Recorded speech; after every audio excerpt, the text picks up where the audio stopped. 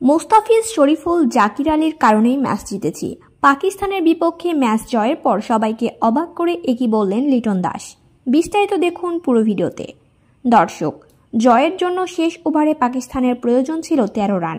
তাদের হাতে ছিল 1 উইকেট।